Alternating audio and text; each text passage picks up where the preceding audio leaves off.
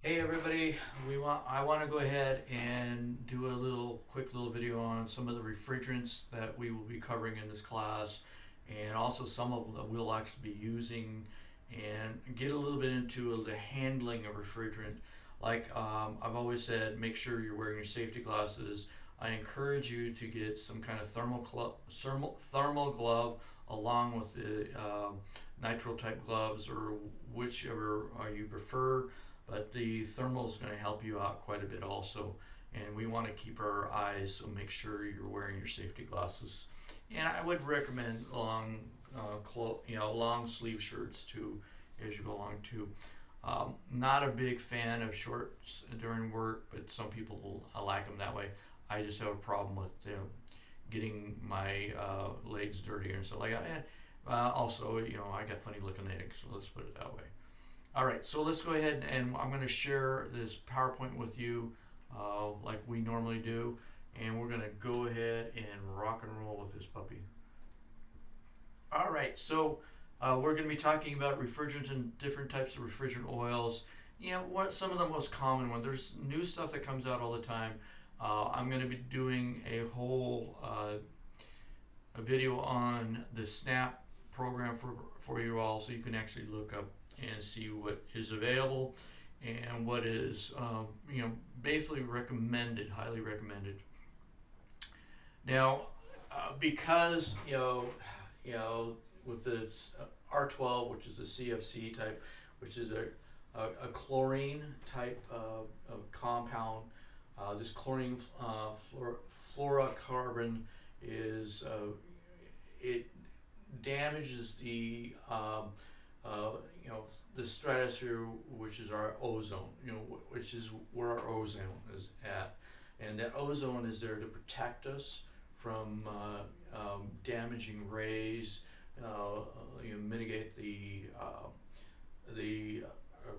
cancers. And I'm not saying they're all going to go away if we patch up the ozone. It's just one of the things that we have to be aware of, and that ozone, if you really get into it, the environment impact is huge on this. So what happens is one chlorine molecule can actually damage tens of hundreds of thousands of actually ozone molecules, and this is what has happened in the past, and we had some nice little holes punching through because of that. It will, of course, instead of trapping that warm air in, it can actually lower the and cause beyond the temperatures change, and it is nice little barrier for us along the way also. So we want to be aware of it. There's other things that we need to be aware of on other gases too. So R12 was phased out. It is not approved to be used in vehicles, new car vehicles, I should say.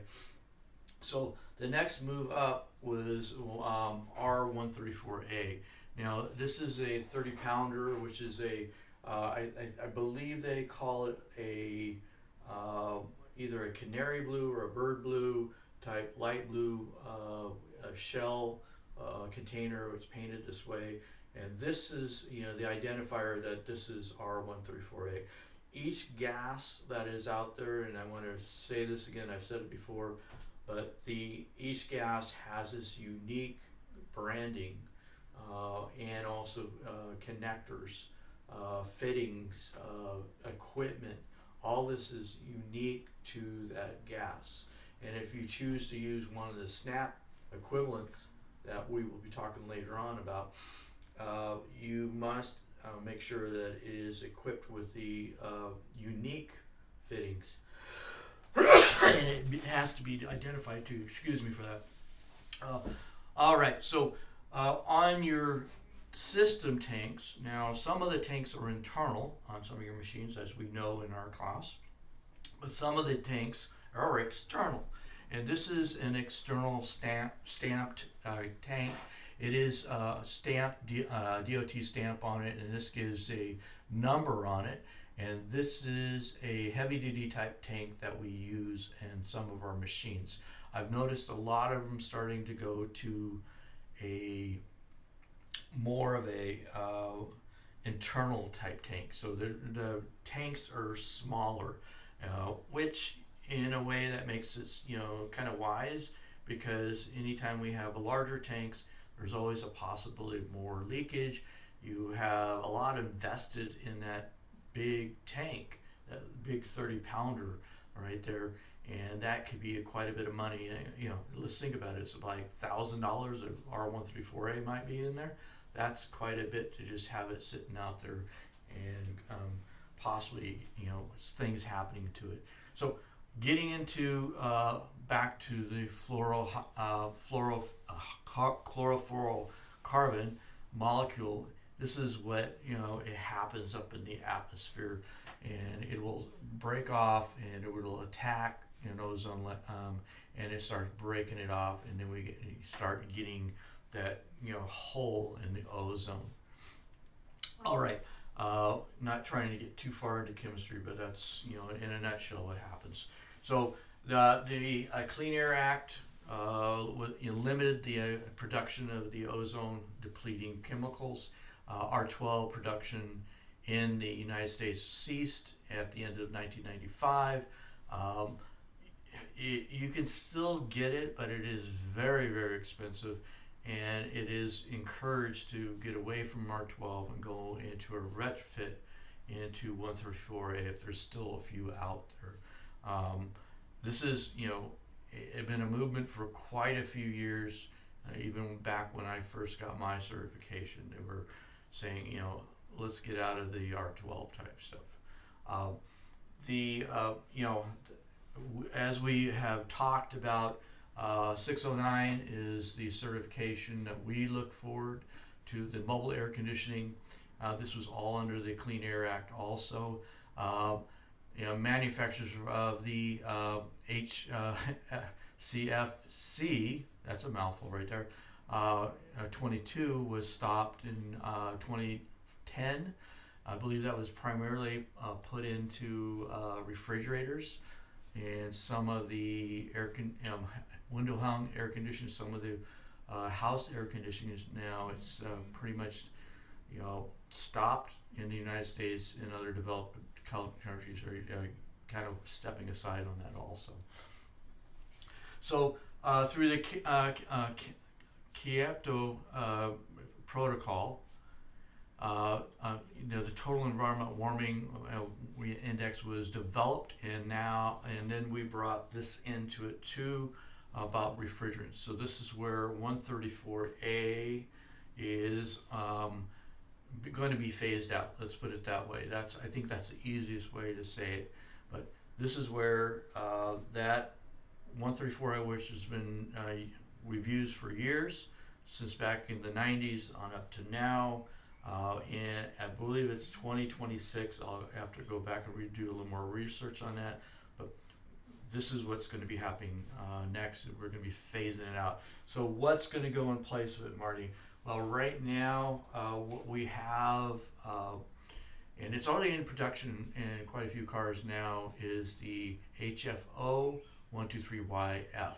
Now, this has no depletion of ozone, and the global potential warming is very, very low.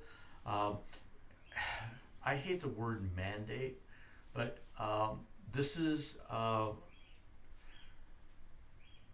let's put it this way, EPA will certify or not certify gases, and what the manufacturer uses is really up to the manufacturer. But they, as of, I believe it's 2026, they were not allowed to put the 134 in.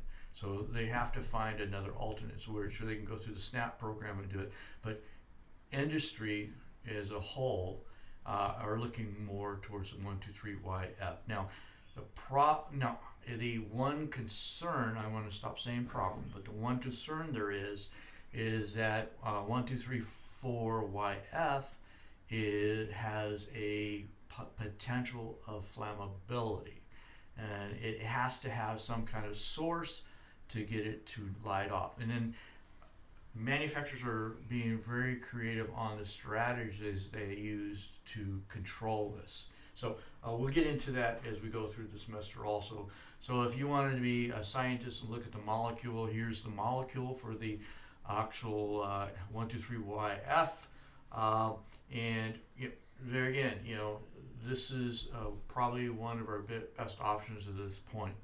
There's always going to be new developments going on, so look forward to change. And one of the things, as a card-holding 609 certified EPA technician, you want to make sure you keep up on this information. So if you get a chance, and I do this a lot through the Mobile Air Conditioning Society, I like to go to these little events where we learn about new upcoming products, gases, all this stuff. So keep abreast of what's going on and what I'm trying to get down to. So similar operating temperatures, a little bit of a curve different, not much on the different gases, pressure versus temperature. So this is really, kind of exciting.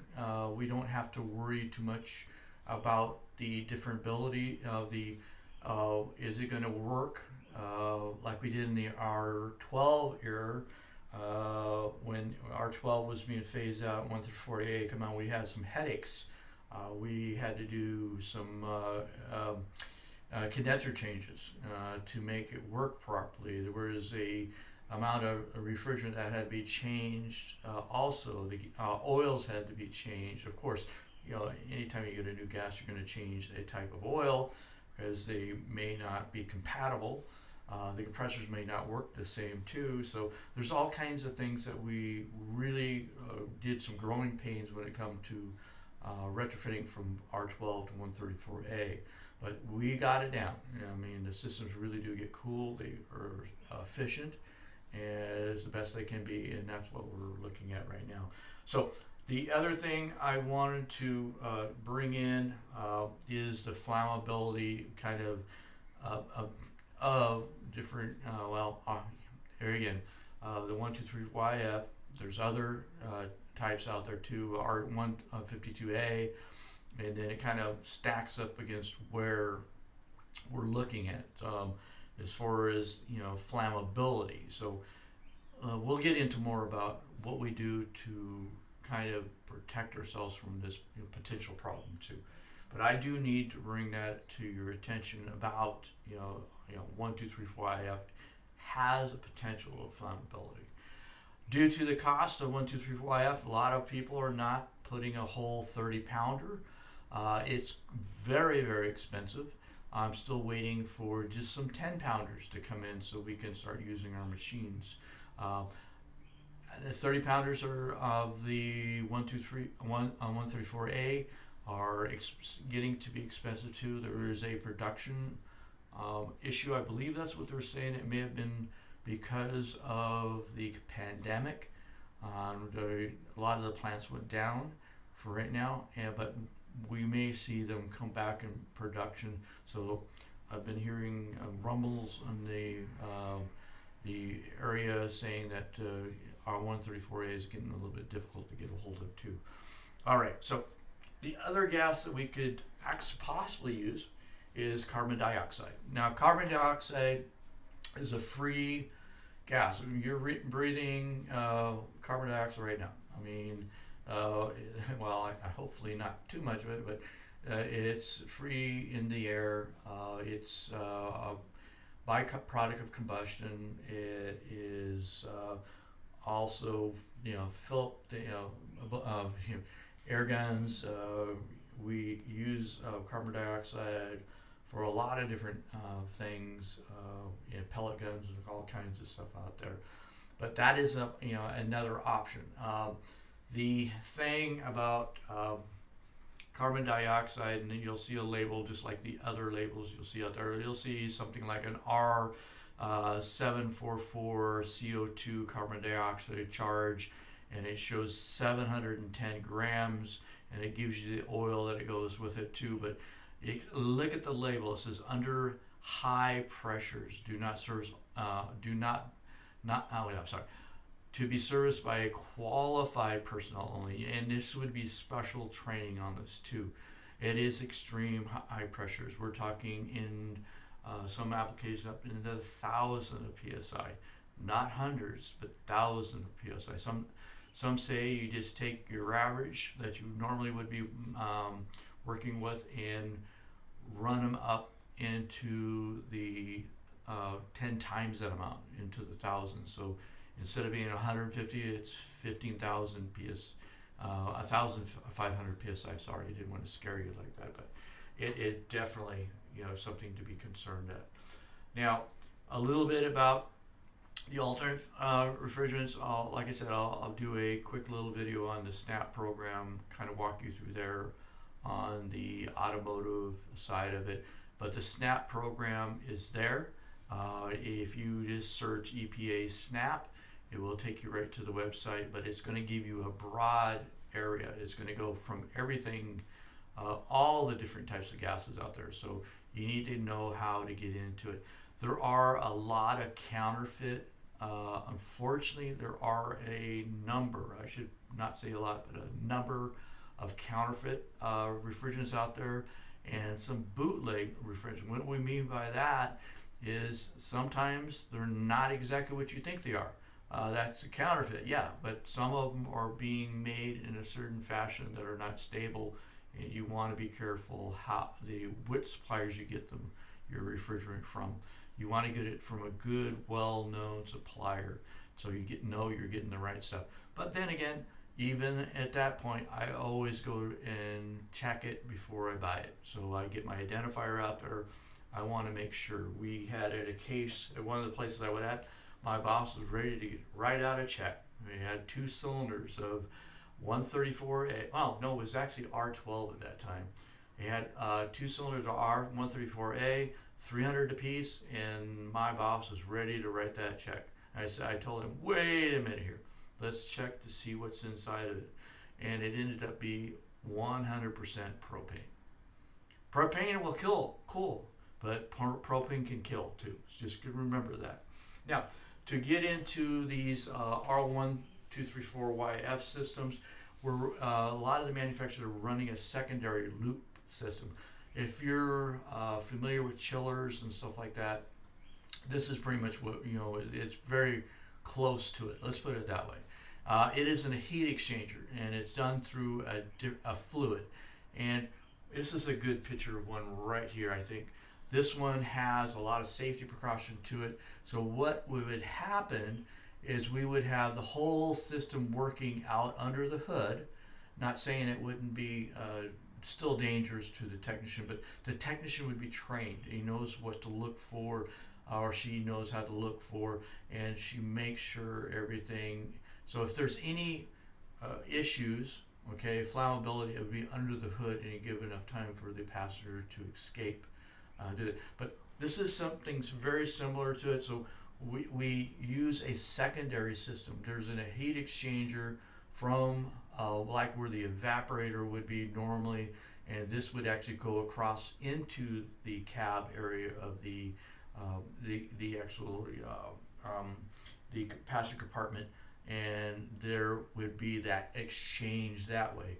It would be something like an antifreeze water, similar to what you would do in your radiators and stuff like that. So I think this is probably one of the feasible exceptions.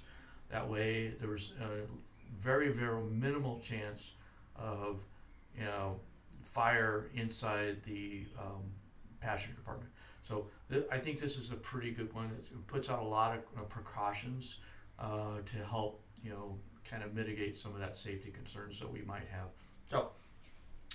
So refrigerant, of course, safety, and I'm going to repeat this over and over and over, and you'll probably get tired of me saying this, but always wear safety glasses or some kind of clear face shield. I would not, be a person that would be against a face shield.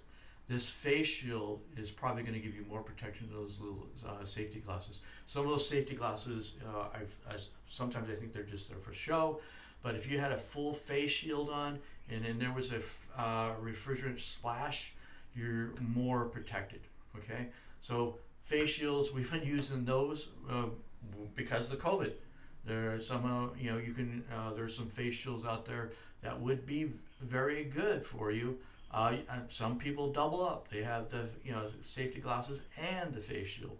You always want to be in a well ventilated shop too. The refrigerant can take and displace the oxygen in the area. If you're in a closed small area, you have a possibility of being asphyxiated. So you want to take that and to make sure that you're safe along the way. Ventilate. The other thing too is if you get splashed on your skin, what do? It immediately will try to take the heat out of you. The refrigerant's gonna boil, and then you're gonna start getting frostburn. So you want to make sure that you're very careful about it. You want to take and not put ice on it. You want to get over to the sink and actually flush it with tap water, and kind of bring that temperature down as quick as possible. If a CFC such as R12 or 122 does get in contact with a flame, it will produce a very poisonous gas called phosgene gas. Phosgene gas is actually one of the chemical warfares they used to use back in World War II, where they would flood an area and light it off the R12 or R22 and cause it to create this phosgene gas and kill a bunch of people. Unfortunate, but that's what they did. So there are several flammable refrigerants have been marketed. There are a few out there, and if you go, when I take you to the snap, you'll see that some of them are acceptable, let's put it that way, but there are some that are totally illegal and they are banned. And if they still show up at your shop, this is where you want to take your identifier and make sure that you identify if that refrigerant is safe to use. And also, are you getting what you're paying for, is what I'm really getting at. So make sure you use caution when doing that. Now, when recovering refrigerant, and this, we haven't had any problems within the shop because we tend to we recover less than we actually dispense a lot of times because of leaks that we create in the lab and stuff like that. But I want you to be aware of the tank. Now, the tank should only go up to maybe a 90 and 95% fill rate, because liquids will expand, let's put it like that. So if we overfill, let's say we fill it up more than it should, okay, and this has a lot to do with the 80, well, some say max of 90%, but I really want to stick a little bit on the safe side, because with heat, we get a nice warm day, we get a unit out inside, the outside, the sun's beating down, and the sun gets beating down on the refrigerant tank, and then all of a sudden it starts to expand, and there's a possibility to be over filled, and it can actually rupture that tank. So you want to be very careful.